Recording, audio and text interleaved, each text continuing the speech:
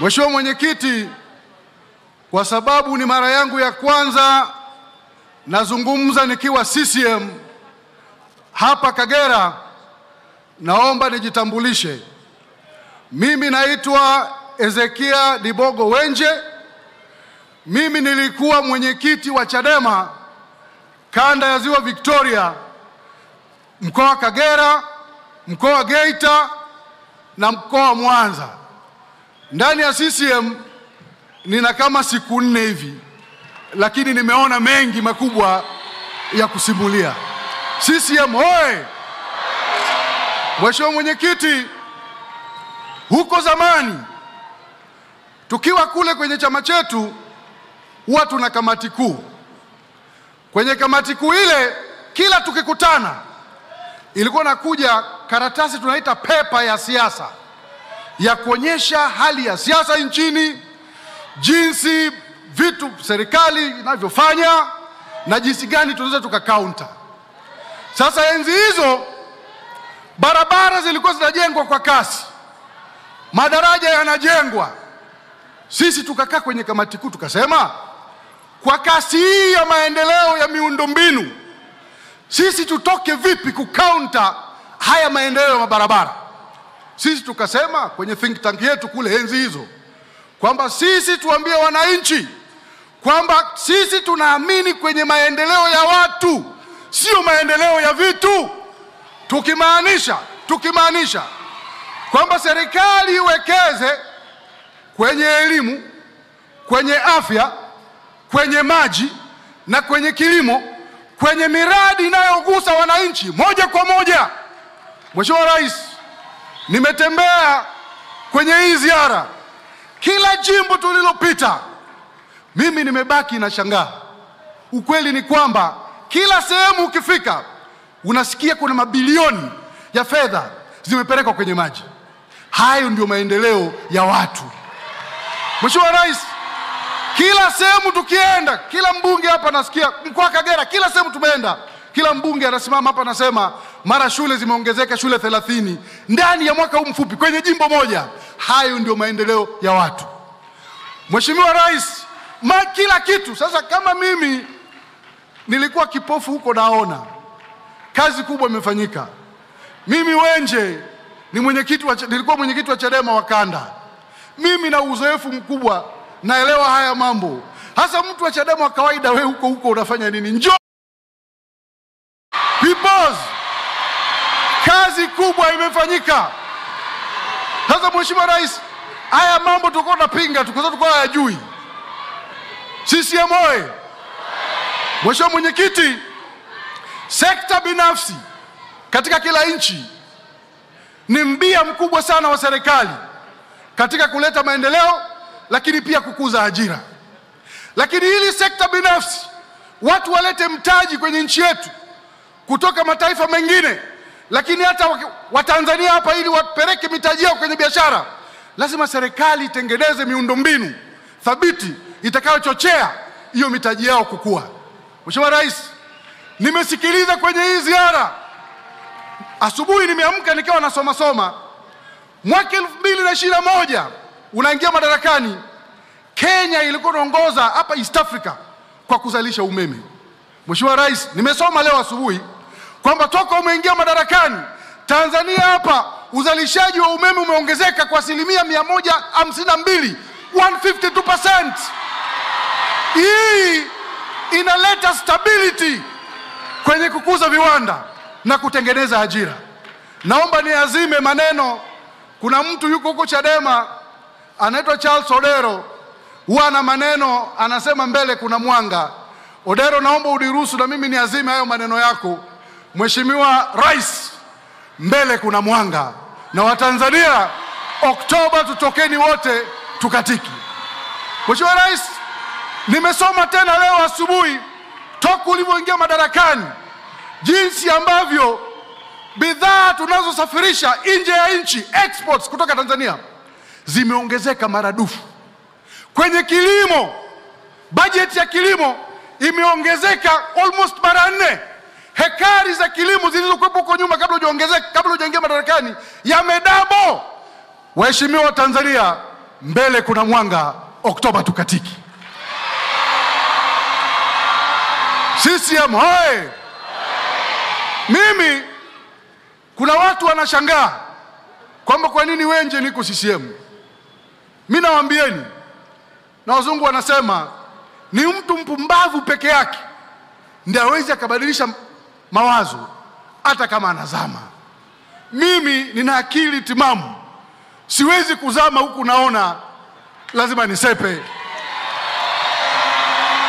Na narudia, na nilisema huko nyuma, lengo la chama cha siasa, chama chochote duniani, ni kwenda kupambana kushika dola. Ndio maana vyama vya siasa vimeanzishwa.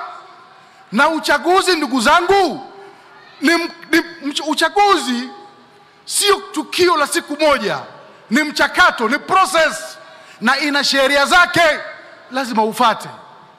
Nchi hii huwezi kupata haki kama wewe huwezi kutimiza wajibu wako, maana wajibu na haki zinaendana kwa pamoja. Sisi moyo. Sasa sisi huko, nilivyosema kwamba uchaguzi ni mchakato, lazima uende muitwe na Tume ya Taifa ya Uchaguzi, mkasaini fomu ya maadili ili muweze kushiriki uchaguzi.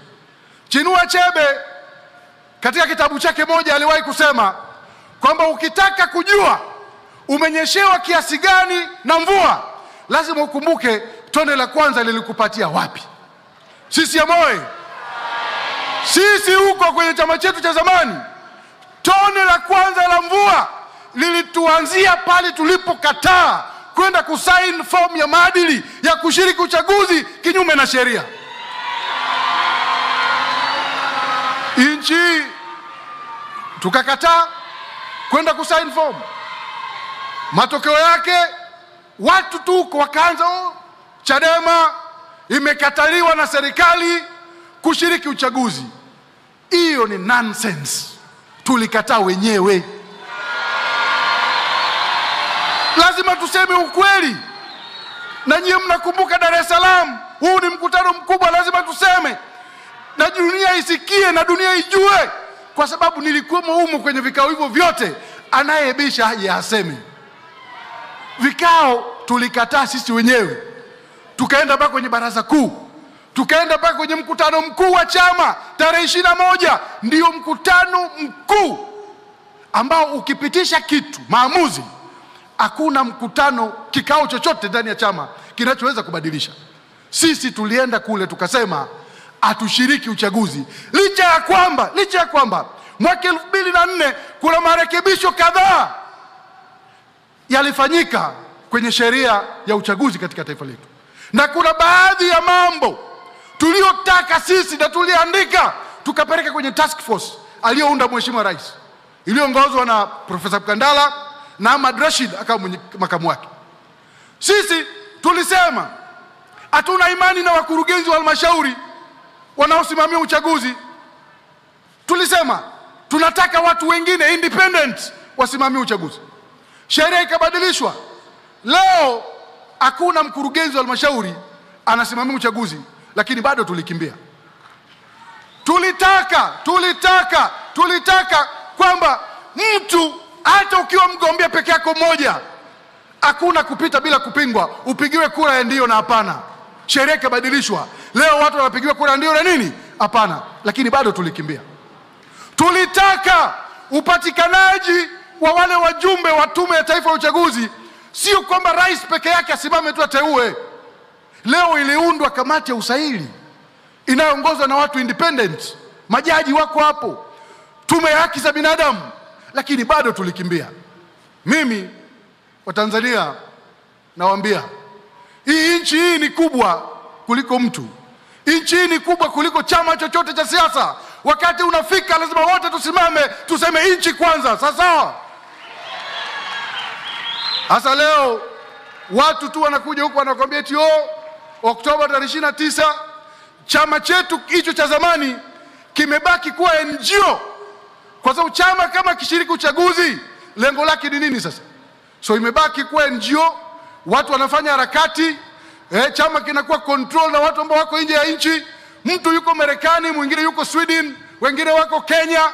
kazi yao toka asubuhi mpaka jioni na wana tweet mpaka usiku ni kuchochea vurugu katika nchi yetu. Sisi hapa tunasema hatuna nchi nyingine. This is the only country we have. Sisi ya moyo.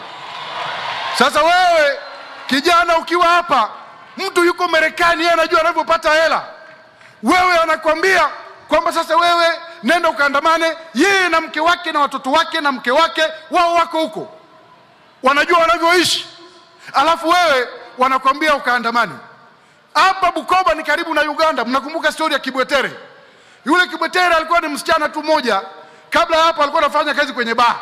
Akawa mjanja huyo dada. Akatengeneza waumini. Akawaambia mwaka 2000 dunia inaisha, kipindi kile cha millennium.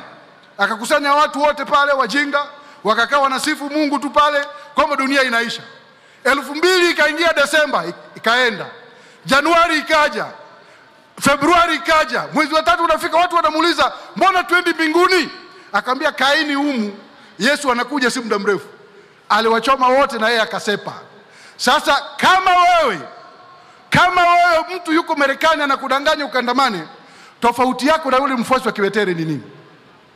Na utaangamia. Na hata Biblia inasema watu wangu wanaangamia kwa kukosa nini? Maarifa.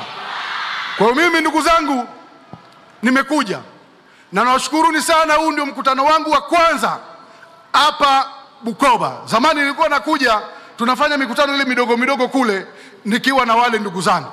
Nawashukuruni sana. Wangapi wanachagua wabunge wa CCM? Kura za Dr. Samia Suluhu Hassan naomba nizione. Ndugu zangu wananchi, mbele kuna mwanga. Mheshimiwa Mwenyekiti, nakushukuru sana. Mungu akubariki.